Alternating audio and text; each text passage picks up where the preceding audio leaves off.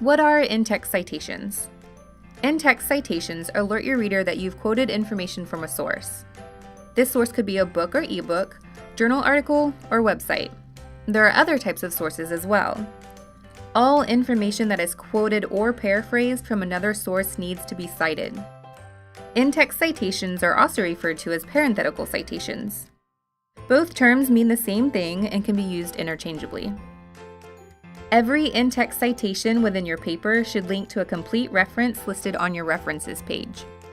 Essentially, these in-text citations serve as an information trail or a roadmap that allows your reader to verify the information you've given, as well as do additional research by tracking down the sources you used. This is why it is important to provide this information. While you're in school, it allows your teacher or professor to see that you have not plagiarized someone else's research. But once you're in your career and doing research of your own, citing other sources will show your readers that you have researched your topic thoroughly and are seeking to build upon existing research in a particular area.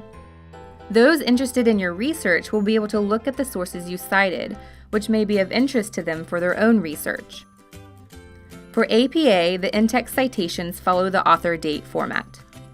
This means that the author's last name and publication year of the source are required for in-text citations. If you're referring to a source as a whole and not quoting from a specific page, then only the author's last name and publication year of the work is needed. However, if you're quoting from a specific page within the source, then you will need to also provide the page number the information can be found on. Here's an example of a short quotation. As you can see, the author's last name is mentioned in the quote, so the publication year is provided immediately after the name in parentheses. The page number is then listed at the end of the quote. If you're quoting directly from the source, then be sure that there are quotation marks around the portion that is the direct quote. If you do not mention the author's name in your quote, then you would format the in-text citation like this. The next example is of a long quotation. Direct quotes that are 40 words or longer should be formatted in a block paragraph by itself. Indent the paragraph 1/2 inch or 1 tab from the left-hand page margin and format the quotation like this. Any subsequent paragraphs within the quote should be indented an additional 1/2 inch. The entire quote should be double-spaced like the rest of your paper. Place the in-text citation at the end of the quote following the punctuation.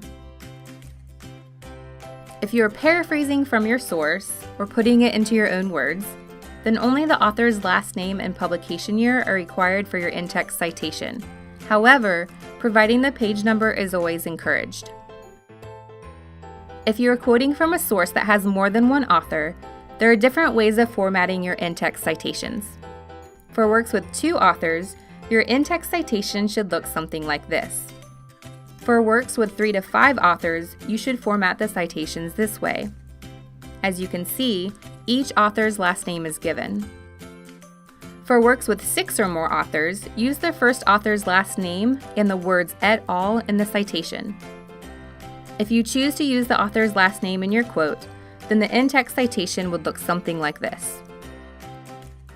If the source you are quoting from happens to have authors with the same last name, then include the author's first initials in your citation.